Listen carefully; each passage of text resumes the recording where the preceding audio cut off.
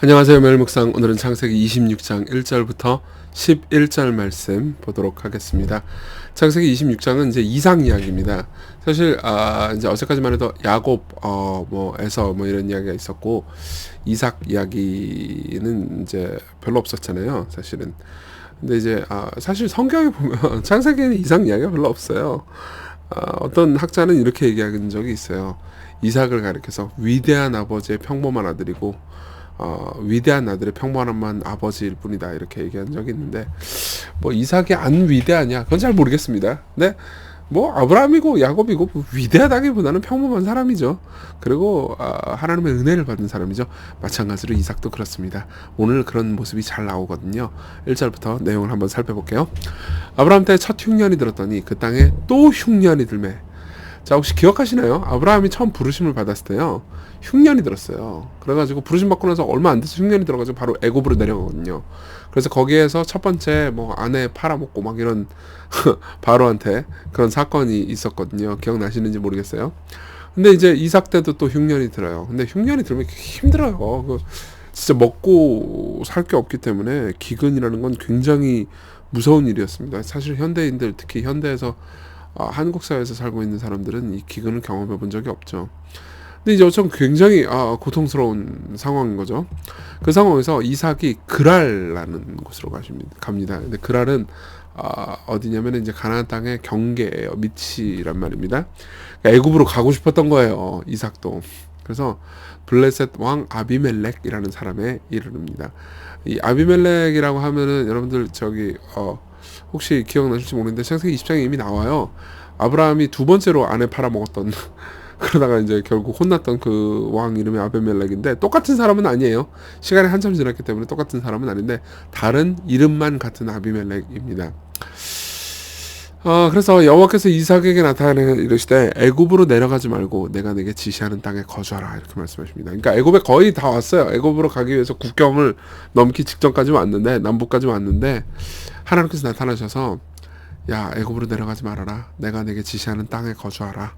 이 땅에 거주하면 내가 너와 함께 있어 내게 복을 주고 내가 이 모든 땅을 너와 내 자손에게 주리라. 내가 네 아버지 아브라함에게 맹세한 것을 이루어 네 자손을 하늘의 별과 같이 번성하게 하며 이 모든 땅을 네 자손에게 주리니 네 자손으로 말미암아 천하 만민이 복을 받으리라. 그러니까 무슨 말이에요? 네가 복을 받을 거다. 여기 있어라. 내가 너에게 복을 주마 하고 약속한 땅은 애굽 땅이 아니다. 이 땅이다. 이 가나안 땅이다. 그러니까 가나안 땅에 머무르렴. 내 말을 들어라. 비록 여기에 흉년이 있을지라도 너는 반드시 복을 받을 거야, 라고 말씀을 하세요. 실제로 이제 우리가 내일 살펴보겠지만 어떤 식으로 복을 받는지 우리 내일 보게 될 겁니다. 근데 어쨌든 복을 주겠다라고 하나님께서 약속을 하세요. 그러면서 네가 복을 받는 이유에 대해서 5절에 이렇게 말씀하십니다. 이는 아브라함이 내 말을 순종하고 내 명령과 내 계명과 내 율례와 내 법도를 지켰음이라 하시니라, 이렇게 말씀하세요. 그러니까 이제 아브라함이 내게 순종하지 않았느냐, 아브라함이 내게 순종한 그 순종을 네 것처럼 여겨주겠다. 그러니까는 네가 아브라함의 아들인데 네가 비록 문제가 있어도 아브라함의 순종을 네 것처럼 받아주고 여겨주겠다. 그래서 너는 복을 받을 거다. 그러니까 너는 애굽으로 내려갈 필요가 없고 내려가지 말아라, 라고 말씀을 하신 거죠. 사실 우리가 아브라함의 일생을 다 봤잖아요. 아브라함도 여기서 5절에서 말하는 것처럼 순종, 명령, 계명, 율례, 법도를 다 지켰다, 이렇게 말하는 걸 평가받기 부족한 사람이죠. 죄도 많이 저질렀잖아요. 두렵고 겁쟁이기도 했고요. 그렇지만 하나님께서는 아브라함의 삶 전체를 통해서 아브라함이 이삭을 바친 사건을 포함해서 아브라함이 행했던 다 작은 순종들을 완전한 순종처럼 받아주셨습니다. 근데 어쨌든 간에 이삭은 그 말을 듣고 나서 어떻게 했느냐, 하나님 말씀을 순종했습니다. 그래서 이삭이 더 밑으로 애굽 땅으로 내려가지 않고 그랄이라는 지역에 그냥 눌러 살아버리죠. 그래서 6절에 이삭이 그랄에 거주했었어요. 자, 그럼 몇 가지 보면 이삭은 순종하는 사람입니까? 네, 순종하는 사람입니다. 그러나 뒤에 이야기를 보면 좀 이상한 이야기가 나와요. 자, 그곳 사람들, 그 그랄 사람들이 그 아내에 대해서 물어봅니다. 왜냐하면 리브가가 예뻤거든요. 그래서 그 말하기를, 그런데 누이라 또 똑같은 죄 또 지어. 아빠랑 똑같아. 아빠도 그랬잖아요. 아빠도 자기 아내 사라를 예쁘니까 사람들이 이렇게 노리니까 여동생이라고 그랬단 말이에요. 근데 또 이삭도 그래요. 여동생이라고 말합니다. 리브가는 복의 아리따움으로 그곳 백성이 리브가로 말미암아 자기를 죽일까봐 무서워요. 그러니까 사람을 무서워해요. 예. 그래서 그는 내 아내를 하기를 두려워함이었더라. 그래가지고 있는데 이삭이 근데 이제 큰 일은 일어나지 않습니다. 근데 오히려 이제 이 거짓말이 들통나는 사건은 일어나죠. 이삭이 거기 오래 거주했었어요. 근데 이삭이 그 안에 리브가를 껴안은 것을 블레셋 왕 아비멜렉이 어떻게 하다가 참으로 내다보게 된 겁니다. 그래서 어떻게 했냐? 아비멜렉이 이삭을 불러요. 그래서 그가 분명히 네 아내잖아. 근데 어찌 네 누이라 이 여동생이라 했느냐? 이삭이 그에게 대답하되 내 생각에 그런 말미암아 내가 죽게 될까 두려워했음이로다. 이렇게 이야기를 합니다. 사실 아브라함 같은 경우에는 여동생이기도 하면서 친척 여동생이었죠. 사촌 여동생인 동시에 아내였기 때문에 뭐 절반은 진실이라고 칩시다. 근데 이건 완전 거짓말이거든요. 그러니까 이삭은 진짜 그만큼 겁쟁이였던 거예요. 그러니까 이제 아비멜렉이 뭐라냐면 네가 어찌 우리에게 이렇게 행했느냐. 혼나죠. 예. 하나님 없는 불신자한테 혼납니다. 종종 신자들이 이런 경우가 있죠. 백성 중 하나가 네 아내와 동침할 뻔하였도다. 네가 죄를 우리에게 입혔으리라. 아비멜렉이 이에 모든 백성에게 명하여 이르되 이 사람이나 그의 아내를 범하는 자는 죽이리라 했더라. 이렇게 이야기를 하죠. 그래서 하나님께서는 어떻게 하십니까? 리브가를 보호하십니다. 예. 그러니까 이렇게 우연한 방식으로 이삭과 리브가의 관계를 보여주심으로써 리브가를 보호하시는 거죠. 근데 어쨌든 간에 이삭은 또 범죄를 해요. 예, 이삭이 또 범죄를 합니다. 자, 이 내용 가지고 이제 우리 좀 정리를 하면서 적용을 해볼까요? 첫 번째입니다. 우리가 하나님의 약속을 어떻게 믿을 것인가, 이걸 좀 생각해 봅시다. 자, 보세요. 당장 기근이 있습니다. 흉년이 있어요. 먹을 게 없어. 근데도 머무르라고 하시는 건 너무 잔인한 명령 아닙니까? 그렇죠? 그럴 수 있죠. 하나님께서는 종종 우리 눈으로 보이는 상황과는 전혀 거리가 없는 약속, 좀 당장 뭐 아무것도 먹을 게 없고 흉년 들었는데도 너한테는 복이 있을 거야 라고 약속을 하시고 순종하라고 하십니다. 왜냐하면 이는 우리에게 눈에 보이는 환경을 믿기보다는 이 눈에 보이는 모든 환경의 주인이신 하나님을 믿도록 하기 위해서 우리를 훈련하시기 위해서예요. 예. 그러니까 하나님께서는 종종 자신에게 순종하라고 하시죠. 나를 신뢰해라, 얘들아. 나를 신뢰해서 그런 죄를 저지르지 마라. 그러니까 우리가 보통 죄를 저지를 때는 이 죄를 저질러야 내가 복되고 잘되고 행복할 것 같아서 죄를 저지를 때가 많잖아요. 여러분, 죄를 저지를 때 나 이게 죄를 저지르면 난 불행해질 거야, 이렇게 죄를 저지르는 사람 없죠. 의무감으로 죄를 저지르는 사람도 없죠. 그렇죠? 이 죄를 저지르면 그래도 내가 행복할 거야. 내가 이렇게 하지 않으면 환경이 안 그러면 환경이 이렇게 힘들거나 고통스럽지 않겠지. 근데 내 환경이 이렇게 힘들고 먹을 게 없고 내가 잘못하면 결혼도 못하게 생겼고 내가 뭐 이러다가 잘못하면은 무슨 문제가 생길 것 같으니까 불순종을 하는 거잖아요. 맞죠? 예. 근데 하나님께서는 네 환경 보지 마라. 이 환경을 내가 다 주관할 수 있단다. 너 환경을 믿지 않고 나를 좀 믿어라 라고 말씀하십니다. 그러니까 환경과 상반되는 방식으로 자신을 믿으라고 하시죠. 어쨌든 이삭은 하나님을 믿었죠. 근데 또 믿지 못하게 됐습니다. 이삭은 그러니까 기근이라는 환경에 대해서는 좀 강했지만 사람을 두려워하는 데는 좀 약했어요. 아브라함이 그랬듯 그는 사람을 두려워합니다. 그러니까 항상 우리도 그럴 때가 많잖아요. 사람을 두려워할 때가 많잖아요.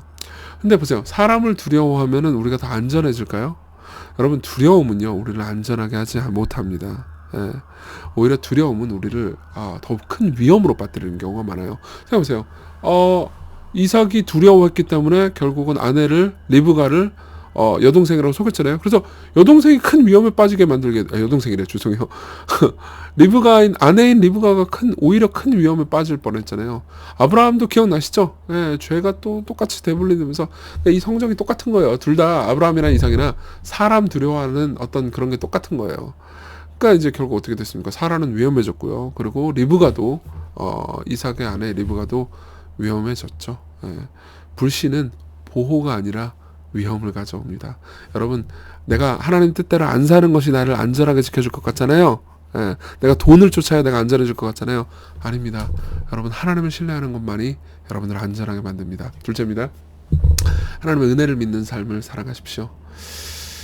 아브라함도 두려워하는 사람이었고 그렇지만 하나님이 보호해 주셨죠. 그리고 이삭도 두려워하는 사람이었지만 결국 이 아비멜렉이 이제 이삭과 리브가의 관계를 알게 됐고요. 그리고 보호를 받았죠. 여러분들이 겁쟁이라 하더라도 하나님께서 여러분들을 보호하시고 돌보십니다. 이 말은 뭐 거짓말 해도 되겠네 이러려고 가르쳐 준 게 아니에요. 예, 절대 성경은 그렇게 얘기해 주지 않습니다. 여러분 담대하십시오. 용기를 내십시오. 거짓말하지 마십시오. 예. 그러나 하나님께서는 연약한 여러분들을 돌보시고 보호하십니다. 생각해보세요. 아브라함이 아까 제가 이런 말씀드렸잖아요. 순종했다고 보기에는 좀 어려운 삶을 살았다고. 맞죠? 근데 순종한 걸로 여김받았죠. 그리고 뭐라 그러죠? 아브라함이 순종했기 때문에 이삭이 복을 받는다고 말씀하시잖아요. 아까 말씀 기억나나요? 그죠? 네가 복을 받을 거다 4절. 근데 왜냐하면 아브라함이 내 말을 순종했기 때문이다. 자, 마찬가지로 아브라함의 의가 전가된 것처럼 이삭은 아브라함의 순종으로 복을 받잖아요. 근데 여러분들은요, 저와 여러분들은요, 이삭보다 더 나은 분의 순종을 전가받았습니다. 이삭은요, 아브라함의 순종을 전가받았잖아요. 근데 예수 그리스도를 믿는 저와 여러분들은요, 저와 여러분들을 위해서 죽으시고 부활하신 예수님의 순종을 전가받았습니다. 보세요. 아브라함의 순종을 전가받은 이삭이 두려워할 필요가 없었잖아요. 두려워한 게 바보짓이었잖아요. 그러면은 예수 그리스도께서 우리를 위해서 죽으시고 부활하셨다면 우리가 얼마나 더 사람을 두려워할 필요가 없겠습니까? 사람을 두려워하지 맙시다. 우리 같이 기도할 때 두려움이 내 마음을 사로잡을 때 우린 정말 불순종 많이 하는데 제 마음을 두려움을 복음으로 맞서게 해달라고. 그리고 우리에게 예수님의 의로움을 공짜로 주신, 예수님의 순종을 우리의 것으로 주신 하나님, 그 사랑 안에서 오늘 든든한 마음 가지고 살게 해달라고 같이 기도합시다.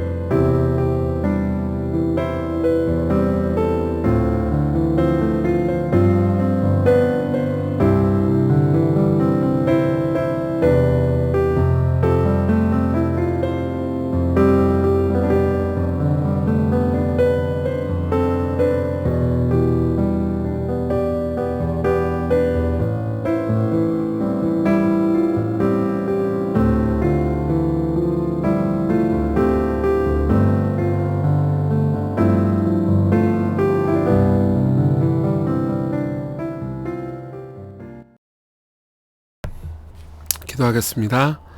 하나님 아버지, 우리는 종종 사람들을 두려워하고 또 환경을 두려워합니다. 그래도 우리를 보호하시고 돌보아 주시는 사랑하시는 아버지를 계속해서 의식하게 해주십시오. 우리는 하나님 없는 것처럼 생각하고 살 때가 정말 많습니다.